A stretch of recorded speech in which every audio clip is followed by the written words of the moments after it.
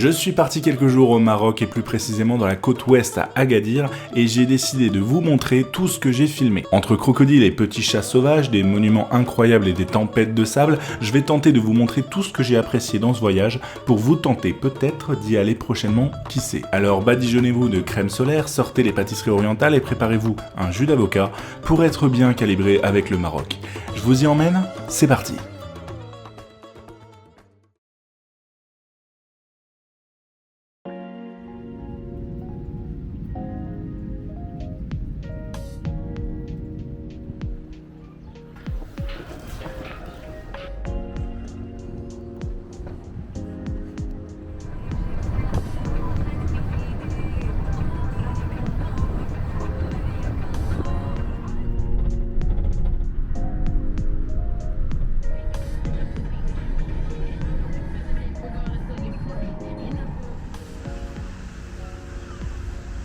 Bienvenue dans cette première vidéo voyage sur la chaîne.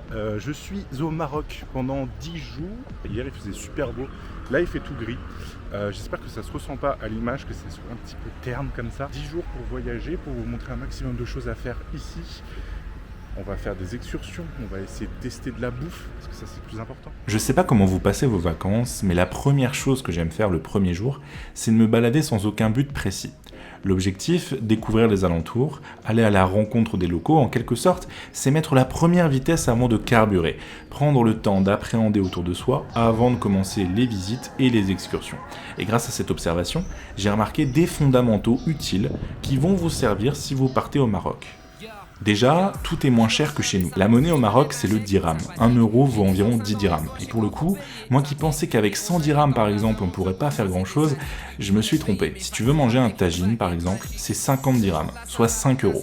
Les bouteilles d'eau coûtent à peine 5 dirhams et la majorité des activités sont très abordables. Bref, le Maroc, c'est la destination si tu veux dépenser le moins possible et c'est aussi le pays des petits chats tout mignons. Peu importe où tu iras, les lieux sont remplis de chats. J'ai dû vraiment filmer une cinquantaine, alors pourquoi des chats partout? Dans l'islam, les chats sont considérés comme des animaux purs. Donc tout le monde respecte les chats à tel point que tu peux trouver partout, devant les boutiques notamment, des petits points d'eau et de nourriture pour nos loulous préférés. Maintenant, on peut se demander pourquoi ils traînent dehors. Déjà parce que les chats servent à réguler la présence de rongeurs dans les rues.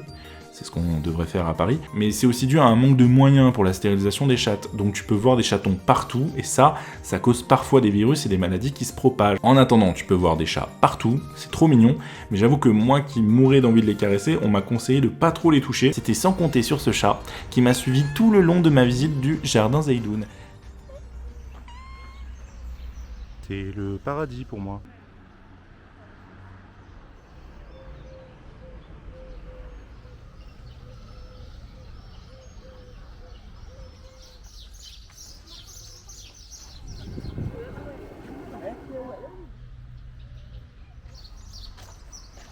Le parc que vous voyez, c'est l'un des parcs les plus populaires de tout Agadir. Hyper vaste, hyper calme, c'est ici que sont conservées et entretenues une majorité d'espèces végétales menacées. Perso, j'ai déconnecté complet en venant ici, j'ai juste voulu profiter du silence et de la verdure, et je me tais désormais pour que vous en profitiez aussi.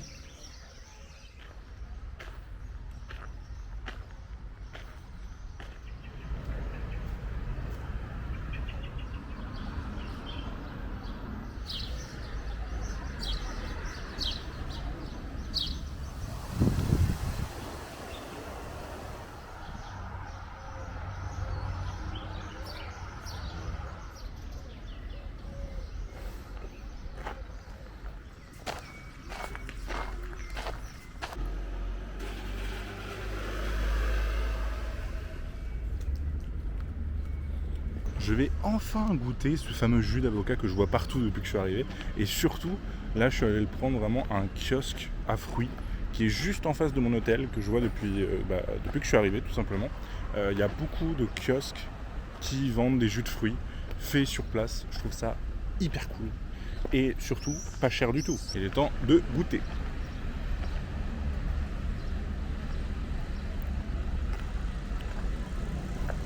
C'est vraiment un smoothie. C'est vraiment un smoothie. Mais c'est super bon. J'adore. Ça se sent qu'il y a beaucoup de lait par contre.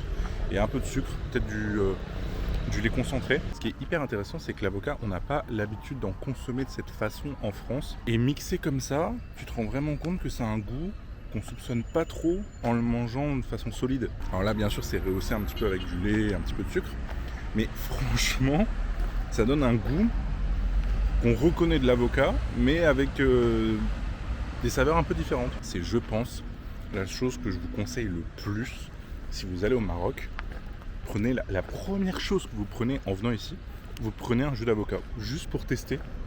Vous allez voir que c'est super bon. Une fois bien nourri, il est temps de servir d'appât.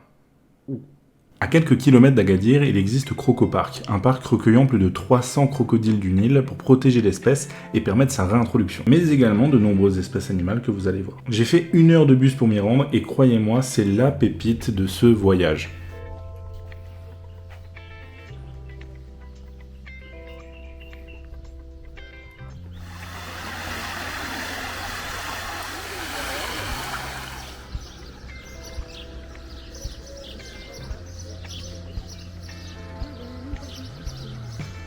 Regardez comment il est posé celui-là.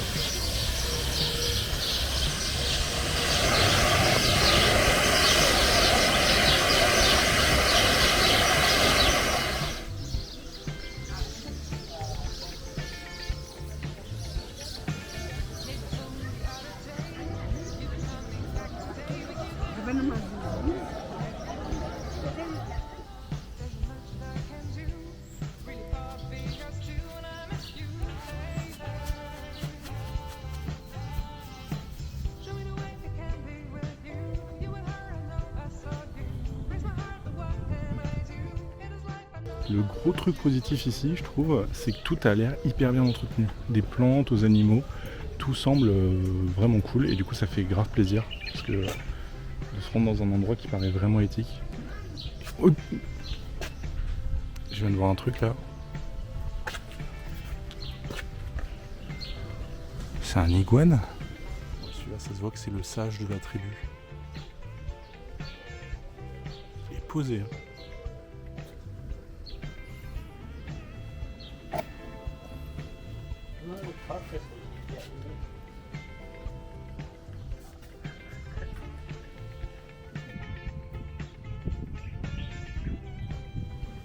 Et là, il est totalement sur mon chemin.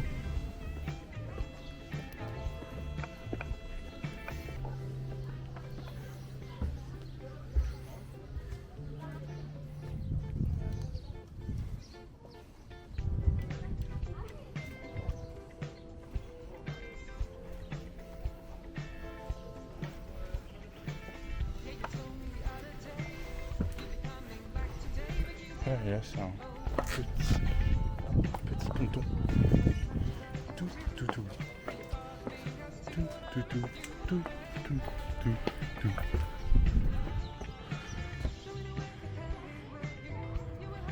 Vous avez vu, on peut voir les montagnes d'ici.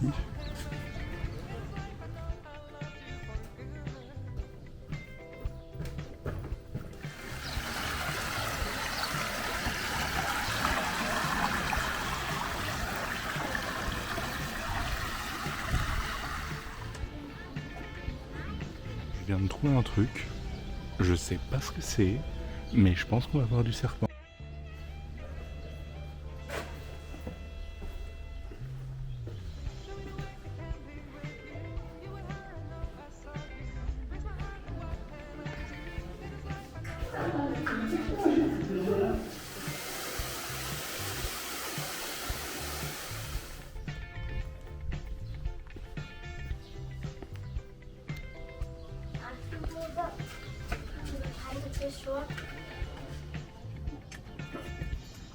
Avant de revenir à Agadir, sachant qu'il faut que je prenne un bus, j'avais envie un petit peu de visiter la ville qui est juste à côté du parc. C'est une petite ville qui s'appelle Drarga. Il faut traverser un rond-point à pied. Quand je suis venu ce matin, il n'y avait pas beaucoup de voitures, mais là ça circule de malade. Et évidemment, il n'y a pas de passage piéton, il n'y a rien du tout. Mais une fois qu'on sera dans la ville, de toute façon, j'ai pas le choix que de traverser.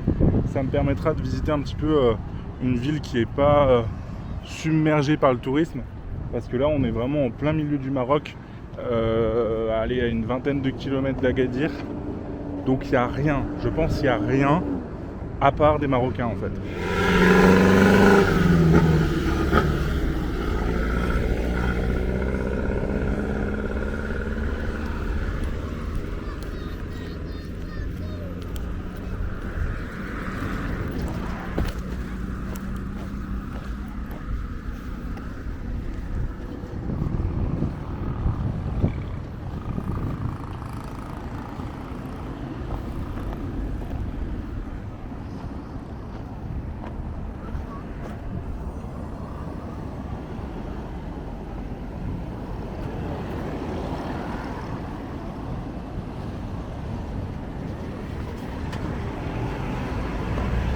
Traverser,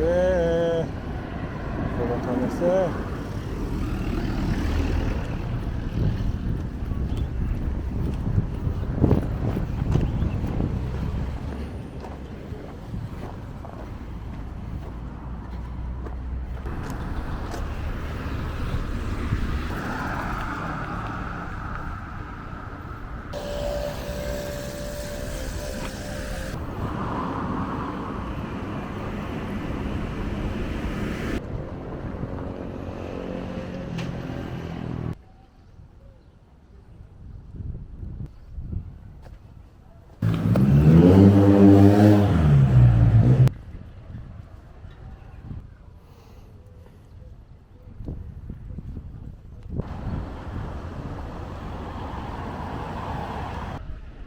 Ça fait une petite heure que je me balade dans le village, c'est super joli, c'est pas du tout touristique. Alors là j'ai juste trouvé une supérette où j'ai acheté une sorte de yop Jao, voilà, c'est exactement le même goût qu'en France. Là on n'est plus du tout dans le tourisme d'Agadir, ici c'est vraiment village. Le seul truc touristique sur lequel il s'appuie, c'est le parc de crocodiles juste à côté. Et aussi la preuve que les gens ici sont peut-être moins habitués aux touristes. Je me suis fait arrêter au moins 4 fois par des gens qui me demandaient ce que je faisais avec ma caméra, si j'étais journaliste ou si j'avais une chaîne YouTube. Le fait que je parle avec eux et tout ça, bah, ils étaient grave contents un peu, ils regardaient un petit peu ma caméra et c'était trop cool. Ce qui montre du coup qu'ici sont peut-être moins habitués aux touristes parce que depuis que je suis arrivé à Agadir, aucune personne ne m'a posé la question. Il est temps pour moi de rebrousser chemin, de reprendre un bus et de rentrer à la Casa pour la suite des visites.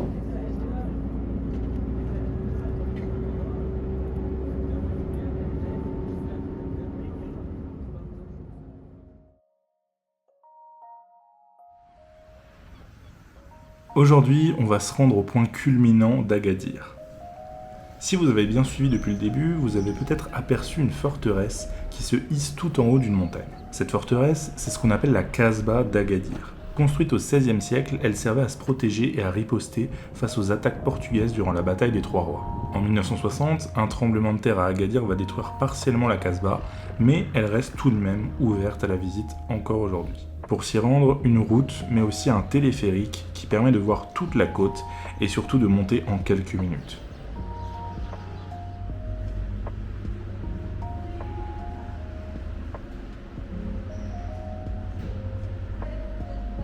Et je suis très content parce que j'ai un téléphérique pour moi tout seul.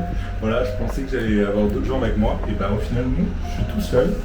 Et c'est parti. Apparemment, c'est une montée de 7 à 10 minutes. Et on est déjà bien haut. J'ai croisé des locaux qui m'ont dit que c'était possible de descendre de la Kasbah jusqu'ici à pied. Bon là j'ai pris un billet aller-retour, mais en vrai quand je vois la taille de la montagne, je me demande si c'est vraiment possible de le faire. Bon ça va, il fait pas trop chaud, mais quand même, je me dis, si ça te prend tout l'après-midi, c'est un peu relou.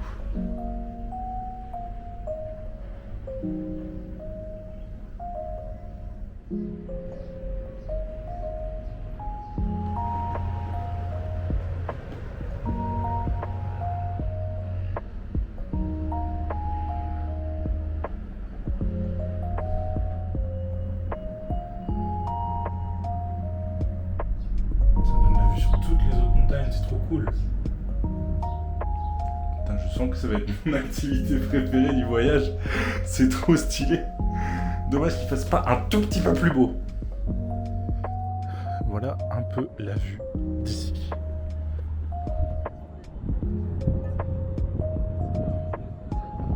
Bisous toi. Coucou. Oh là là, il y a du vent, Ah.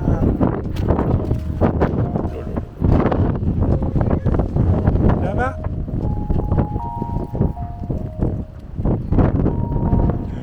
T'es trop beau. Eh ben oui, je suis d'accord avec toi. Putain, mais c'est quoi ce bordel? Tempête de sable là. Qu'est-ce que je fais là?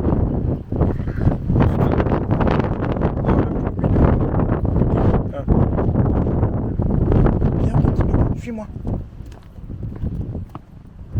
Ah ouais, non mais en une fraction de minute là, je sais même pas si vous voyez quelque chose. Tempête de sable, j'ai du sable dans les yeux et tout. Vite, vite, vite, vite. Le seul jour où je décide d'aller à la Casbah, il y a ça, parce que les autres jours il n'y a pas eu ça. On voit plus rien. Regardez, tout a disparu. Qu'est-ce que t'en penses toi? T'es trop mignon, mais t'es une maigreur. Il faut que tu manges. Hein. Bah oui, il faut que tu manges. Ah bah, en fait, ça a duré vraiment quelques secondes. Et là, on peut revoir un petit peu le bas de la ville. Mais je vous jure, c'était d'un coup. Et là, on peut encore voir les nuages de sable. En fait, je sais pas si vous voyez ce que je filme. Ah si. Là-bas, on voit encore les nuages. Mais ici, c'est parti. C'était...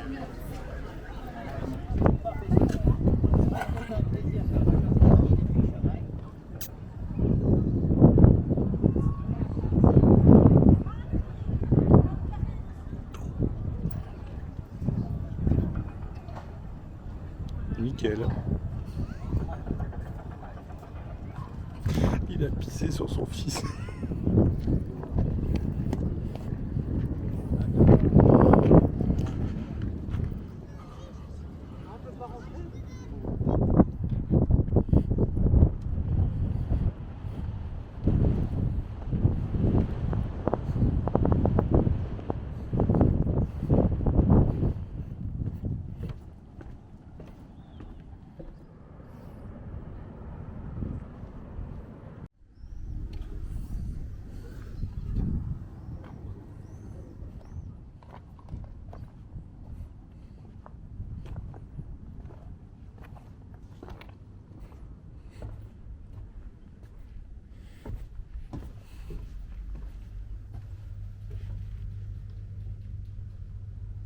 Salut, c'est Franck Leboeuf.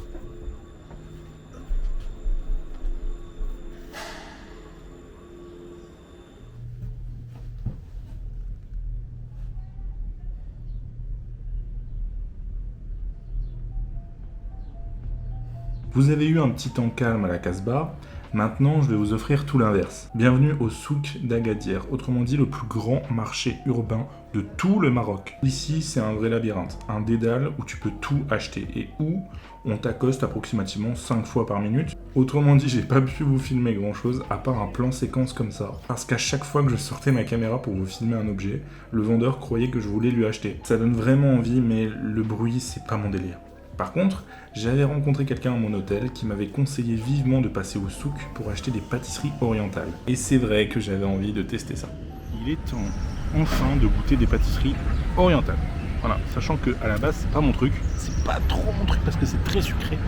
Mais je me disais, tu viens ici, il faut quand même en manger quoi. Enfin, faut quand même goûter pour voir si c'est différent de celle qui est en France quoi.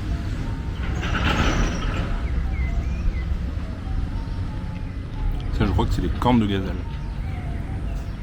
C'est moelleux, mais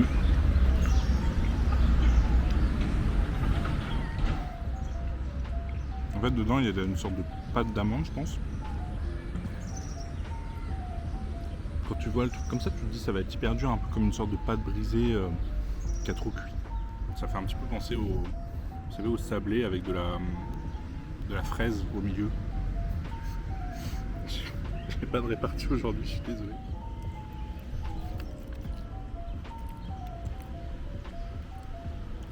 Celui-là aussi donne grave envie. En fait, tout ce qui est croustillant, ça me donne grave envie. Au passage, je vous fais visiter le jardin d'Olao, qui a été rénové quelques mois avant que je ne vienne le visiter. C'était trop beau et hyper calme.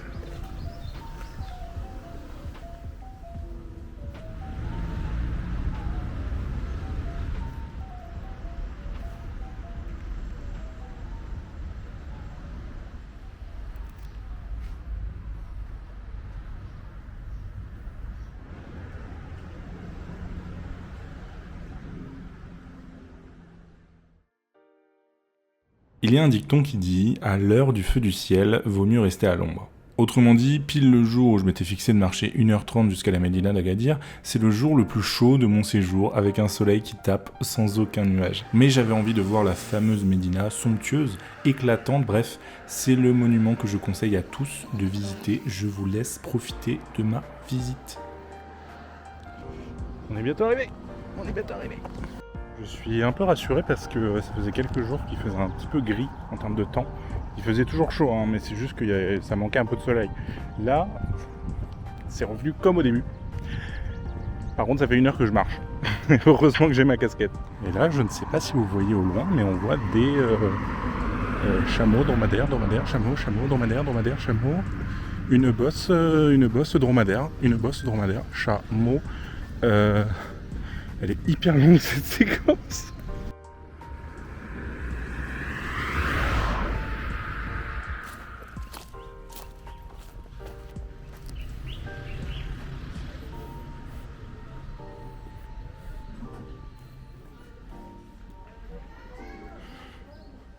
Je me suis réfugié à l'ombre parce qu'il fait tellement chaud et j'ai tellement marché que j'avais besoin d'un petit peu de fraîcheur. Ce qui est vraiment sympa, c'est que dès que tu entres dans la Médina, bah, t'es surpris par une architecture vraiment sympa. Et c'est plutôt calme en vrai.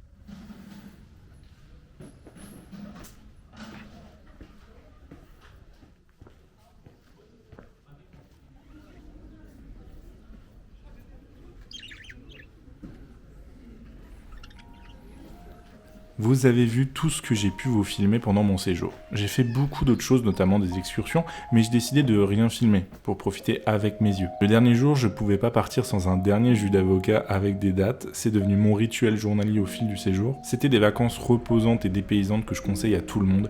Il me reste à vous annoncer de nombreux projets pour cette rentrée 2025, et notamment le début de cette série des vlogs cocasses. L'idée, c'est de vous surprendre fréquemment avec des vlogs aléatoires, de mes vacances à l'autre bout du monde, à ma vie professionnelle en passant par des challenges personnels. L'idée, c'est qu'aucun vlog ne se ressemble et arrive sans que vous en soyez préparé. À très vite pour de nouvelles histoires. Un nouveau vlog sort très bientôt, alors pour être sûr de ne pas le rater, vous savez ce qu'il vous reste à faire. Quant à moi, il est temps de retourner sur Paris. Bonne rentrée à tous.